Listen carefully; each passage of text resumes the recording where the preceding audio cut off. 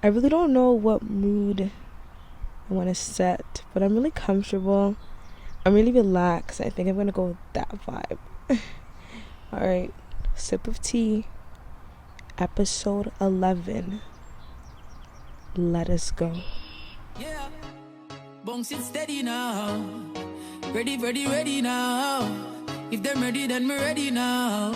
Anyway, hey, down in the ghetto when me born and raised. Life give me lemon and I made lemonade. And I swore to my friends if I make it I won't change. And the money coming steady now.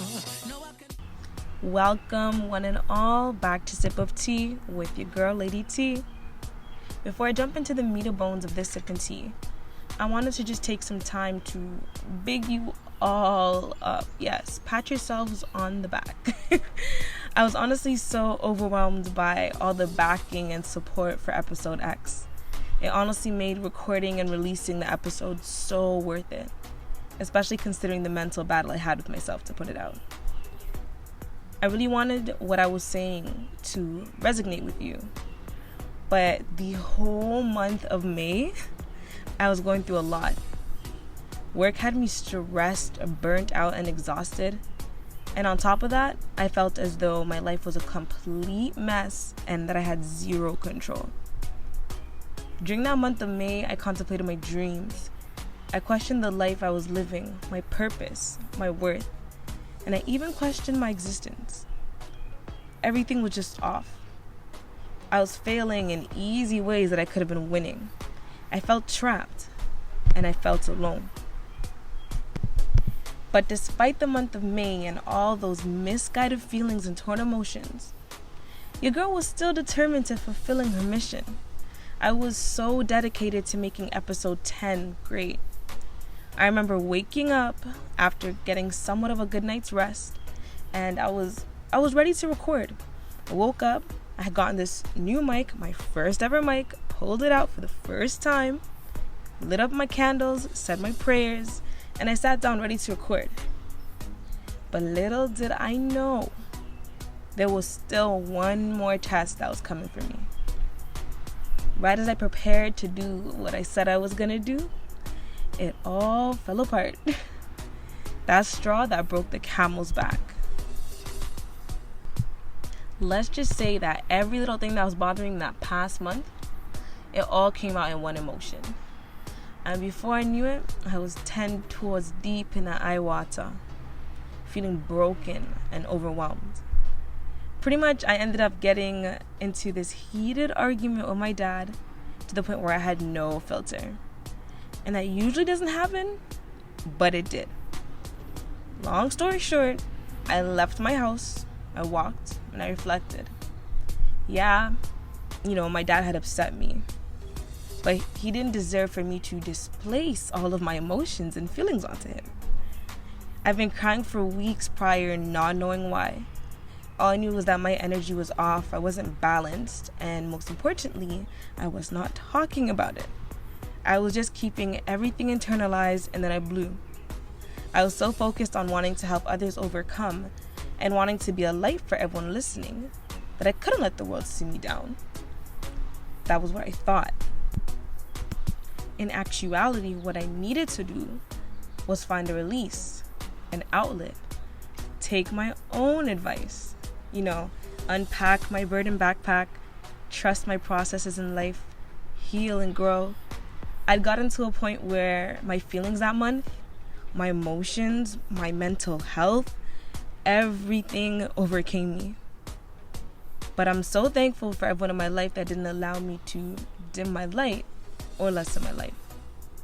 For those that reminded me of my greatness and my strength, because God knows life has been a struggle for me, but things could always be worse. This experience, the breakdown, reminded me to count my blessings and appreciate life for what it is, and also to be proactive in bettering my health and wellness. So as of now, as of the beginning of June, I've been on this mental health and wellness journey with myself. The month of June, I dedicated it to being self-aware of my wellness, and I was proactive in making changes to bettering my mental health. I can honestly feel the positive energy just stirring back up inside of me, and this time I'm not gonna let it go. Now I feel a bit more in control. I'm not allowing my situations to determine my outcome. You see, I was told that I can either fall victim to my mental health and the things happening around me, or I can come out a conqueror. And that's the journey that I'm on right now, conquering life. First, I had to go through some self-actualization. I needed to acknowledge my mental health and my own internal battles. Reflect on what's working and what needed to be changed. I needed to be in tune with my imperfections and work towards making them perfections. So I started journaling, keeping a diary, whatever you want to call it. I started it. And it was my way to refuse allowing my thoughts and my mind to consume or control me. Bringing my thoughts to paper has been liberating because I feel like it's allowed me to break down just one of the barriers on the stigma of mental health. I began speaking out regarding my mental health and getting the support that I needed. I started making more time to be productive, to genuinely enjoy life, and to enjoy the presence of those around me, and to see the true beauty in life. I was focused on feeding my soul, literally and figuratively. Started watching what I ate, as well as the energy that I feed myself. I took my pastor's advice and stopped focusing on my to-do list and started focusing on my to-be list. So for me, that meant more self-care, slowing down life, regaining control of my peace, and growing into the woman that I want to be. All this to say, you're not alone in your journey. Continue to tell your story. Help to instill courage in others facing similar challenges. And remember, you are not your situation.